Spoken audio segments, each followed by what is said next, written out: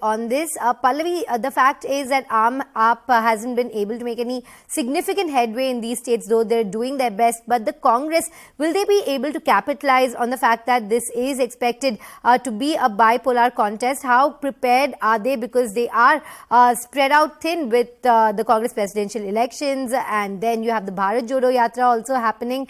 How ready is Congress for these poll-bound states? Well, Shilpa, in Himachal is pretty much like Punjab, traditionally a cyclical pattern. But we saw how Punjab broke that cyclical pattern when Akali Dal came back to power twice over. Well, Himachal, there is an anti-incumbency certainly against the BJP government over there. But, wherever there's always been a straight fight between the BJP and the Congress, is the Aam Aadmi Party which has emerged as a spoiler. That's exactly what happened to them, for example, in Goa as well. In Punjab, of course, they formed the government. Now, both in Himachal Pradesh as well as in Gujarat, if both the states' dates are announced today, the AAP is certainly eating into the Congress's vote bank. In Himachal Pradesh, of course, the AAP has faced a huge setback because many of their leaders have gone and joined the BJP. Congress is pretty confident. They are hoping that anger among the apple growers, which is the mainstay of the economy of Himachal Pradesh, that is something which could work in their favor. In Gujarat, I think the Congress party has been very slow in its campaign, almost nowhere to be seen. They don't have a very big face also as far as the Congress party goes over there. But more importantly, clearly the fight is now emerging between the BJP and the Aam Aadmi Party. Wherever regional parties like AAP and TMC grow, they always grow at the cost of the Congress, and that is a concern. Pallavi, you rightly mentioned the anger of the apple growers in Himachal Pradesh, and especially because it is a cyclical contest there. No incumbent party has come back to power in 27 years. Is the Congress confident in Himachal Pradesh? And will they be training all their resources there? Because as you're mentioning, they don't seem to be having an advantage in Gujarat. Well, in Himachal, the Congress kick-starts its election campaign today. Priyanka Gandhi Vadra, in fact, is going to be doing her first rally, in fact, the Congress's first big rally in Himachal, which is going to be in Solan, district of Himachal Pradesh. In Gujarat, the Congress has been largely missing in action, and we are talking about the fact that the Aam Aadmi Party is eating into a Congress's base. You talk about the Bharat Jodo Yatra. Interestingly, the Bharat Jodo Yatra goes through neither Himachal Pradesh nor through Gujarat. So that is also giving rise to this whole perception battle that is the Congress party even serious about contesting in these two state elections.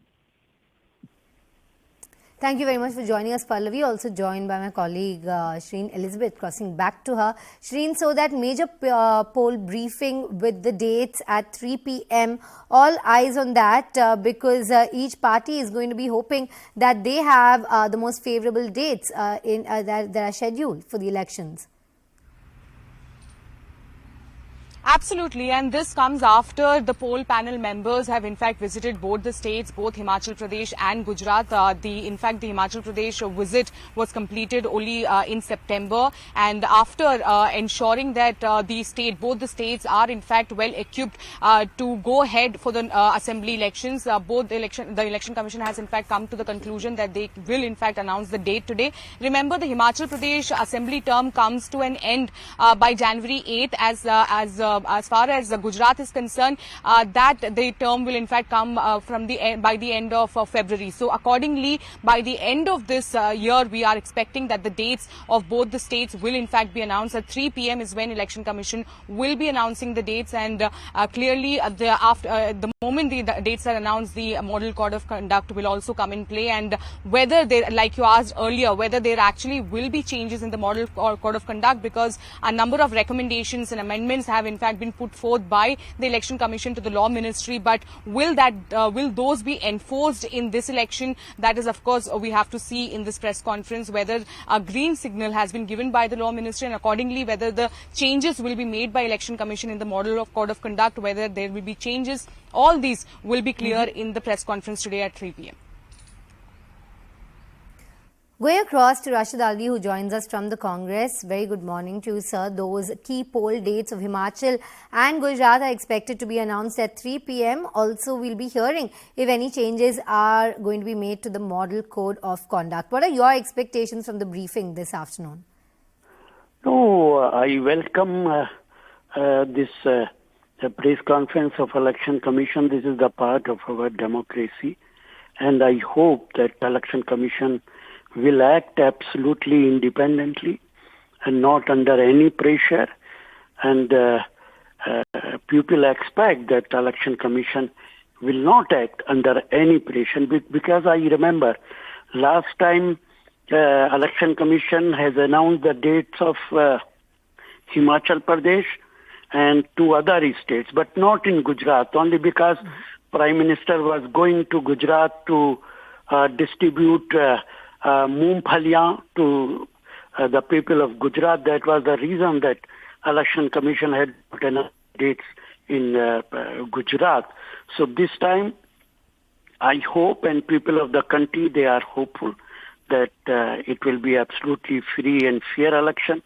And if it happens free and fair election, Congress party will form the government, not only in Gujarat, but even in Himachal Pradesh. Because people of the Gujarat and Himachal are very fed up with BJP. They have done nothing in last 5 years. Sir, if that's what you feel, then why is the Bharat Jodo Yatra not even going through these poll-bound states? Critics say it indicates clear fear on the part of the Congress that they can't even capitalize on states where they're currently the biggest opposition. They say it's the fear of Aam Aadmi Party gaining ground there. No, only time will tell as far as Aam Party is concerned. And this is Bharat Jodo Yatra. This is not Gujarat and Himachal Jodo Yatra. This is for the whole of country, and we are prepared to face this election. And people are with us, and we are very hopeful that this time we are going to form the government in both the states.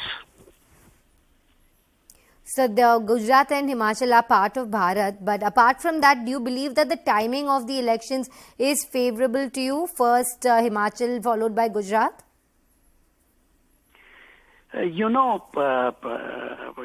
time Rahul Gandhi and this yatra is in Karnataka, and definitely he may come to Gujarat also. I do not know exactly the dates, but again I will repeat that this is the Bharat Jodo Yatra, and in Gujarat, Congress party is very strong, our organization is strong, our workers and state leaders are working very hard, and BJP has done nothing in last 5 years, not only in Gujarat but even in Himachal Pradesh. Prices have touched the sky, everybody knows this. Petrol prices, diesel prices, unemployment, economy of the country, this is the worst situation. This is the worst period of our country. So I think that BJP itself is very upset, and BJP knows it that people of the country are against Bharatiya Janata Party. Thank you very much for joining us, sir. We're also joined by Anil Srivastava, political analyst. Sir, those dates expected at Election Commission's big briefing at 3 p.m. today. Key poll dates of Himachal and Gujarat expected. The Congress says that they hope that the EC is fair this time, because the last time around they withheld the dates of the Gujarat elections preceding PM Modi's visit to the state. See, Gujarat elections, Gujarat and Himachal, both are very, very critical.